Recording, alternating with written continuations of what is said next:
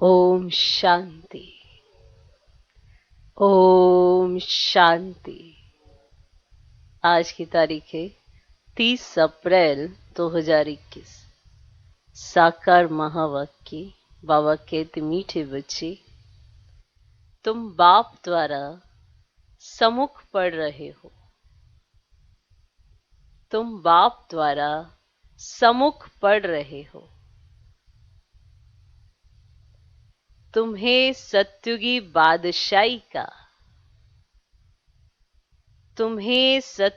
बादशाही का लायक बनने के लिए पावन जरूर बनना है। तुम्हें सत्युगी बादशाही का लायक बनने के लिए पावन जरूर बनना है। बाबा कहते, मीठे बच्चे, तुम बाप द्वारा सम्मुख पढ़ रहे हो। तुम्हें सत्युगी बादशाही का लायक बनने के लिए पावन जरूर बनना है। तो सत्युगी बादशाही के लायक बनना है तो पावन जरूर बनना है। कि अभी तो हम बाप द्वारा सम्मुख पढ़ रहे हैं ना, भगवान हमें पढ़ा रहा है, हम पढ़ रहे हैं। इतने भाग्यशाली हम बच्चे हैं कि भगवान के पढ़ाने पर हम बच्चे उनके द्वारा दी हुई शिक्षा के आधार पर अपने जीवन का उद्धार कर रहे हैं। माना सत्युगी बादशाही की प्रारब्ध ले सकते हैं और उसका आधार है पावन जरूर बनना। बाबा कितना समझाते हैं कि अगर सत्युगी बादशाही चाहिए, पावन बनो। पावन बनेंगे तो बहुत कुछ मिलेगा। तो आज का प्रश्न है, बाप के किस ऑक्यूपेशन को तुम बच्चे ही जानते हो? बाप के किस ऑक्यूपेशन को तुम बच्चे ही जानते हो? उत्तर, तुम जानते हो कि हमारा बाप बाप भी है, टीचर और सतगुरु भी है। कि हमारा बाप बाप भी है, टीचर और सतगुरु भी है। बाप कल्प के संगम युग पर आते हैं। बाप कल्प के संगम युग पर आते हैं, पुरानी दुनिया को नया बनाने। पुरानी दुनिया को नया बनाने, एक आदि सनातन धर्म की स्थापना करने। पुरानी दुनिया को नया बनाने, एक आदि सनातन धर्म की स्थापना करने। बाप अभी हम बच्चों को मनुष्य से देवता बनाने के लिए पढ़ा रहे हैं। बाप अभी हम बच्चों को मनुष्य से देवता बनाने के लिए पढ़ा रहे हैं। यह ऑक्यूपेशन हम बच्चों के सिवाय और कोई नहीं जानता। ये ऑक्यूपेशन हम बच्चों के सिवाय और कोई नहीं जानता। तो बाप के किस ऑक्यूपेशन को तुम बच्चे ही जानते हो? उत्तर, तुम जानते हो कि हमारा बाप बाप भी है, टीचर भी है और सतगुरु भी है। बाप कल्प के संगम युग पर आते हैं, पुरानी दुनिया को नया बनाने, एक आदि सनातन धर्म की स्थापना करने। बाप अभी हम बच्चों को मनुष्य से देवता बनाने के लिए पढ़ा रहे हैं। यह ऑक्यूपेशन हम बच्चों के सिवाय और कोई नहीं जानता। आज का गीत है, भोलेनाथ से निराला और कोई नहीं। ओम शांति। ओम शांति का अर्थ तो बच्चों को बार बार समझाया है। ओम माना मैं आत्मा हूं और मेरा ये शरीर है। शरीर भी कह सकता है कि मेरी ये आत्मा है। जैसे शिव बाबा कहते, तुम मेरे हो। बच्चे कहते हैं, बाबा आप हमारे हो। वैसे आत्मा भी कहती है, मेरा शरीर। शरीर कहेगा, मेरी आत्मा। अभी आत्मा जानती है मैं अविनाशी हूं। आत्मा बिगर शरीर कुछ कर ना सके। शरीर तो है, कहते हैं मेरी आत्मा को तकलीफ नहीं देना। मेरी आत्मा पाप आत्मा है व मेरी आत्मा पुण्य आत्मा है। तुम जानते हो मेरी आत्मा सत्युग में पुण्य आत्मा थी। आत्मा खुद भी कहेगी, मैं सत्युग में सत्व प्रधान अथवा सच्चा सोना थी। सोना है नहीं, ये एक मिसाल दिया जाता है। माना सच्चा सोना, माना उससे रिलेट किया जाता है कि जैसे सोना प्योर होता है तो ऐसी ही आत्मा उस समय प्योर थी। तो ये रिलेट किया जाता है। ऐसा नहीं कि आत्मा सोना है, है ना, ऐसे रिलेट किया जाता है, ऐसे मिसाल दिया जाता है। हमारी आत्मा पवित्र थी, गोल्डन एज थी, अभी तो कहते हैं इम्प्योर हूं। दुनिया वाले ये नहीं जानते, तुमको तो श्रीमत मिलती है, तुम अब जानते हो हमारी आत्मा सत्व प्रधान थी, अब तमो प्रधान बनी है।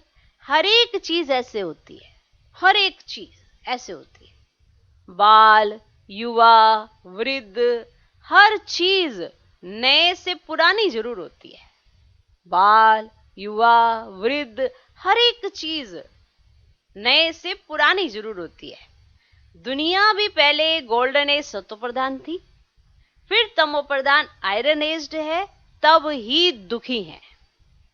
सतो प्रधान माना सुधरी हुई, तमो प्रधान माना बिगड़ी हुई। गीत में भी कहते हैं ना, बिगड़ी को बनाने वाले, ना, गीत में भी क्या था, बिगड़ी को बनाने वाले।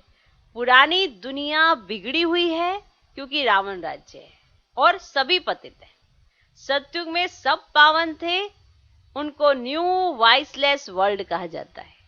यह है ओल्ड विशेष वर्ल्ड। अब कलयुगी आयरन एज है। ये सब बातें कोई स्कूल कॉलेज में नहीं पढ़ाई जाती हैं, भगवान आकर पढ़ाते हैं और राजयोग सिखाते हैं। गीता में भी लिखा हुआ है, भगवान उवाच, श्रीमत भगवत गीता। श्रीमत माना श्रेष्ठ मत। अब श्रेष्ठ ते श्रेष्ठ, ऊंच ते ऊंच भगवान है। उनका नाम एक्यूरेट शिव है। रुद्र जयंती व रुद्र रात्रि कभी नहीं सुना होगा, शिवरात्रि कहते हैं। शिव तो निराकार है, अब निराकार की रात्रि व जयंती कैसे मनाई जाए? शिव तो निराकार है, अब निराकार की रात्रि व जयंती कैसे मनाई जाए? कृष्ण की जयंती तो ठीक है, फलाने का बच्चा है, उनकी तिथि तारीख दिखाते हैं। शिव के लिए तो कोई जानते ही नहीं कि कब पैदा हुआ। ये तो जानना चाहिए ना। अब तुमको समझ मिली है कि श्री कृष्ण ने सत्युग आदि में कैसे जन्म लिया। तुम कहेंगे उनको तो 5000 वर्ष हुए। वे भी कहते हैं क्राइस्ट से 3000 वर्ष पहले भारत पैराडाइज था। इस्लामियों के आगे चंद्रवंशी, उनके आगे सूर्यवंशी थे। शास्त्रों में सत्युग को लाखों वर्ष दे दिए। अब गीता है मुख्य, गीता से ही देवी देवता धर्म स्थापन हुआ। वह सत्युग त्रेता तक चला, अर्थात गीता शास्त्र से आदि सनातन देवी देवता धर्म की स्थापना परमपिता परमात्मा ने की। क्लियर? फिर तो आधा कल्प ना कोई शास्त्र हुआ, ना कोई धर्म स्थापक हुआ। उस गीता ज्ञान से आधा कल्प तक ना कोई शास्त्र बना और ना ही कोई धर्म स्थापक हुआ। बाप ने आकर ब्राह्मणों को देवता क्षत्रिय बनाया। वो अब बाप ने 3 धर्म स्थापन करते हैं। ठीक, कितने धर्म? 3 धर्म स्थापन करते हैं। यह है लीप धर्म, इनकी आयु थोड़ी रहती है। तो सर्वशास्त्रमयी शिरोमणि गीता भगवान ने गाई है। तो बाप पुनर्जन्म में नहीं आते हैं, जन्म है, परंतु बाप कहते मैं गर्भ में नहीं आता हूं, मेरी पालना नहीं होती। तो भगवान गर्भ में नहीं आते हैं, भगवान किसी माता पिता से पालना नहीं लेते हैं। जन्म है दिव्यालौकिक, पर पालना नहीं लेते हैं और गर्भ में नहीं आते हैं। सतयुग में भी जो बच्चे होते हैं वे गर्भ महल में रहते हैं। रावण राज्य में गर्भ जेल में आना पड़ता है। पाप जेल में भोगे जाते हैं, गर्भ में अंजाम करते हैं, प्रतिज्ञा करते हैं ना, हम पाप नहीं करेंगे, परंतु यह है ही पाप आत्माओं की दुनिया। बाहर निकलने से फिर पाप करने लग पड़ते हैं, वहां की वहां रही। यहां भी बहुत प्रतिज्ञा करते हैं, हम पाप नहीं करेंगे, एक दो पर काम कटारी नहीं चलाएंगे, क्योंकि यह विकार आदि मध्य अंत दुख देता है। सतयुग में विष है ही नहीं, तो मनुष्य आदि मध्य अंत 21 जन्म दुख भोगते ही नहीं, क्योंकि राम राज्य है। ठीक, सतयुग की आदि त्रेता के अंत तक भी, आदि मध्य अंत में भी वो दुख नहीं भोगते, क्योंकि राम राज्य है। उसकी स्थापना अब बाप फिर से कर रहे हैं। संगम पर ही स्थापना होगी ना। जो भी धर्म स्थापन करने आते हैं उनको कोई भी पाप नहीं करना है। आते ही थोड़ा उनसे पाप हो जाते हैं, वो तो एकदम सतो प्रधान है। तो जो भी धर्म स्थापक आते हैं उनको कोई भी पाप नहीं करना है। आधा समय है पुण्य आत्मा, फिर आधा समय बाद पाप आत्मा बनते हैं। तुम सत्युग त्रेता में पुण्य आत्मा रहते हो, फिर पाप आत्मा बनते हो। सतो प्रधान आत्मा जब ऊपर से आती है तो वह सजाएं खा नहीं सकती। जो परम धाम से धर्म स्थापक आते हैं उनको सजा नहीं मिल सकती है, क्योंकि वो आत्मा तो ऊपर परम धाम से आई है, उसमें बहुत शक्ति है, तो वो नीचे आके सजाएं खा नहीं सकती। क्राइस्ट की आत्मा धर्म स्थापन करने आई, उनको कोई सजा मिल ना सके। अब कहते हैं क्राइस्ट को क्रॉस पर चढ़ाया, परंतु उनकी आत्मा ने कोई विक्रम आदि किया ही नहीं है। तो क्राइस्ट की आत्मा ने कोई विक्रम नहीं किया है। क्लियर?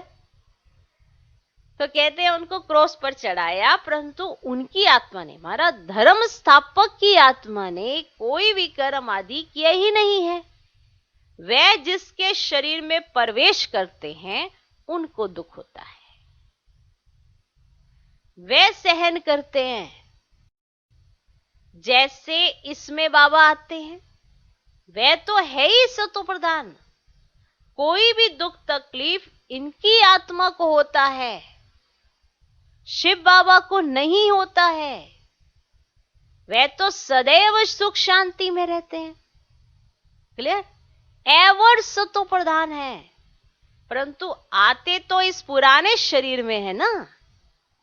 वैसे क्राइस्ट की आत्मा ने जिसमें प्रवेश किया उस शरीर को दुख हो सकता है, क्राइस्ट की आत्मा दुख नहीं भोग सकती, क्योंकि सतो रजो तमो में आती है। नई नई आत्माएं आती भी तो है ना, उनको पहले जरूर सुख भोगना पड़े, दुख भोग नहीं सकती। लॉ नहीं कहता, ये नियम है कि जो आत्मा परम धाम से आएगी उसे पहले सुख मिलेगा, बाद में दुख। ये एक लॉ है। इसमें बाबा बैठे हैं, कोई भी तकलीफ इनको होती है, ना कि शिव बाबा को। ब्रह्मा बाबा में शिव बाबा आते हैं, तो कोई भी शारीरिक कोई भी ऐसी तकलीफ होती है तो वो ब्रह्मा बाबा को होती है, दादा को होती है, शिव बाबा को नहीं। परंतु ये बातें तुम जानते हो और कोई को पता ही नहीं है। ये सब राज अभी बाप बैठ समझाते हैं। इस सहज राजयोग से ही स्थापना हुई थी, फिर भक्ति मार्ग में यही बातें गाई जाती है। इस संगम पर जो कुछ होता है वह गाया जाता है।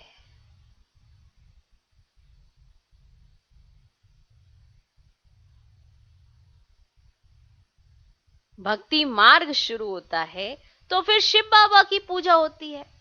पहले पहले भक्ति कौन करता है? वही लक्ष्मी नारायण जब राज्य करते थे तो पूज्य थे, फिर वाम मार्ग में आ जाते हैं तो फिर पूज्य से सबसे पहले पुजारी वही बन जाते हैं, वही लक्ष्मी नारायण पहले नंबर वाले।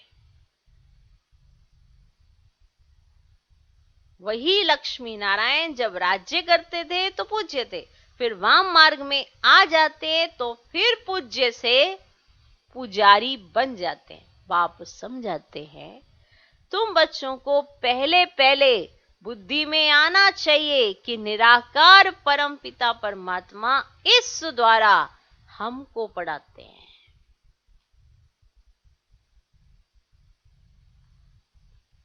ऐसी और कोई जगह सारे वर्ल्ड में हो ना सके जहां ऐसे समझाते हो।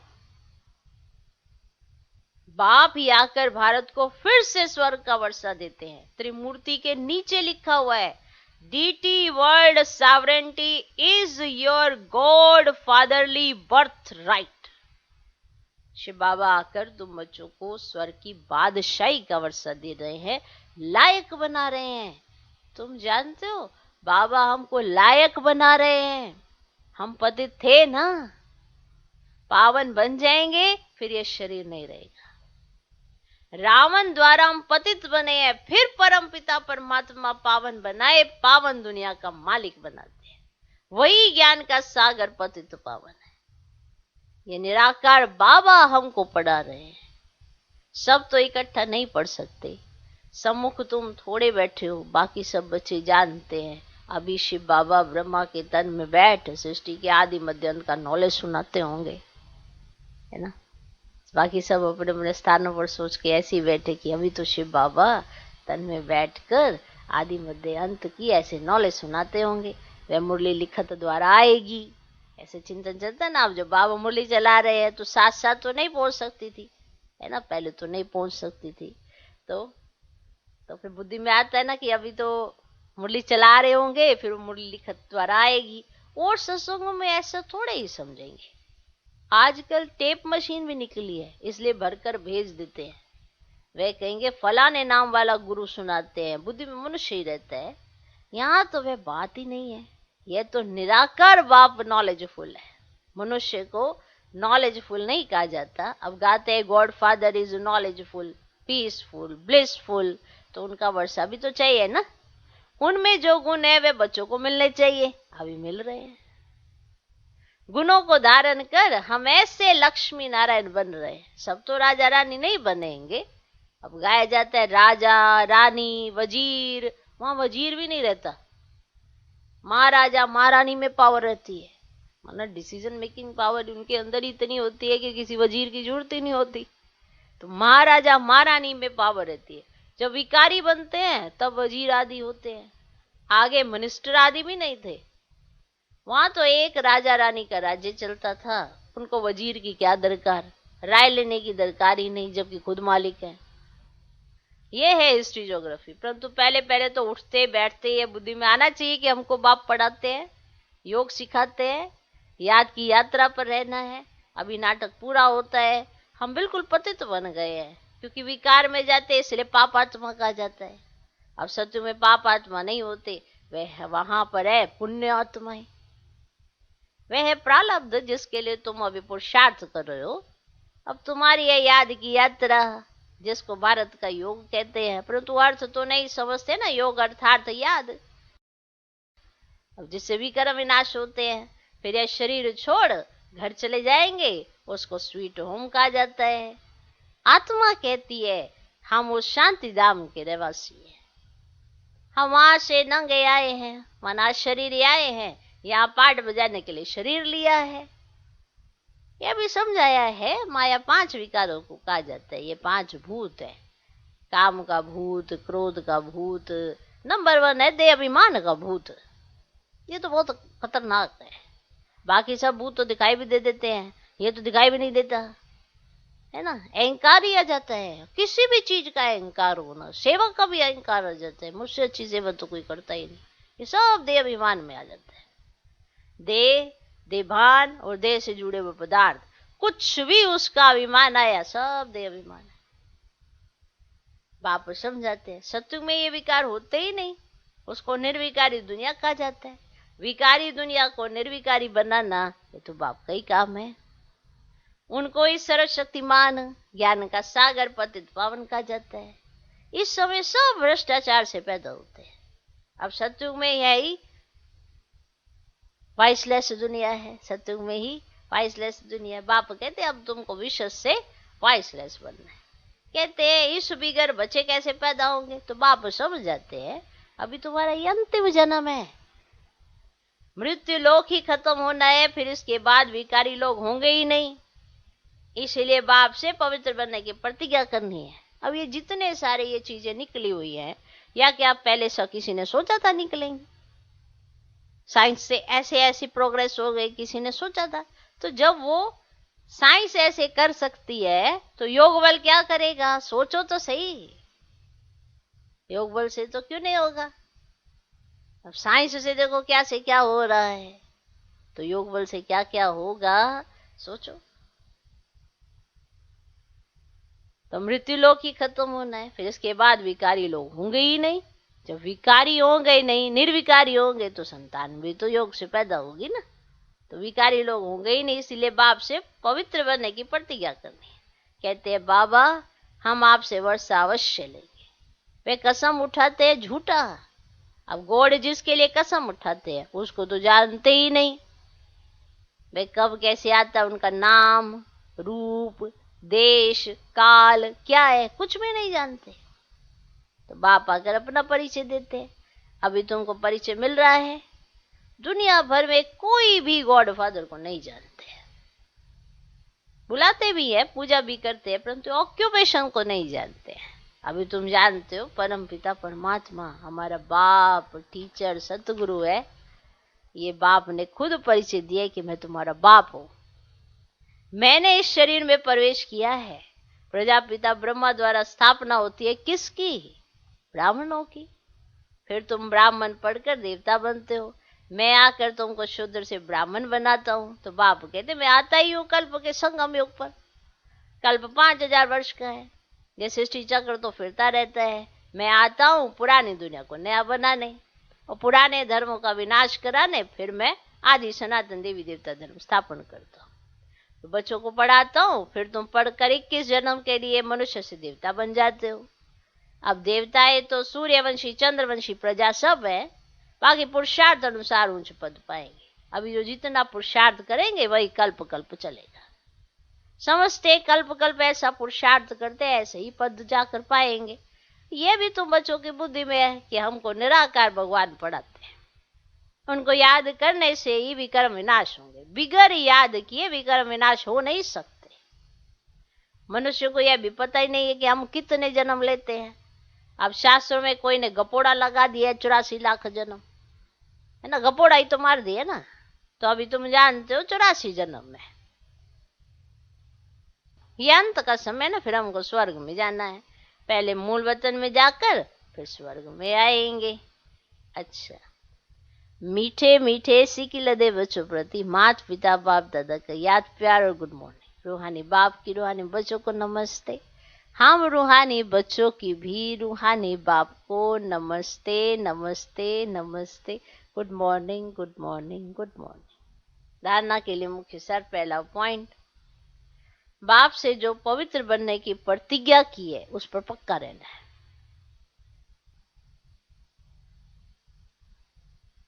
बाप से जो पवित्र बनने की प्रतिज्ञा की है उस पर पक्का रहना है। काम क्रोध आदि भूतों पर विजय अवश्य प्राप्त करनी है।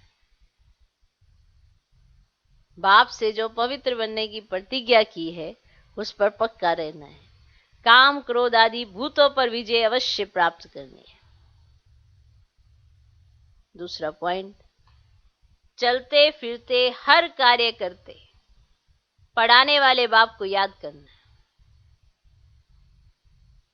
चलते फिरते हर कार्य करते पढ़ाने वाले बाप को याद करना है। अब नाटक पूरा हो रहा है, इसलिए इस अंतिम जन्म में पवित्र जरूर बनना है। चलते फिरते हर कार्य करते पढ़ाने वाले बाप को याद करना है। अब नाटक पूरा हो रहा है, इसलिए इस अंतिम जन्म में पवित्र जरूर बनना है। आज का वरदान, एक लगन, एक भरोसा, एक रस अवस्था द्वारा। एक लगन, एक भरोसा, एक रस अवस्था द्वारा सदा निर्विघ्न बनने वाले निवारण स्वरूप भव।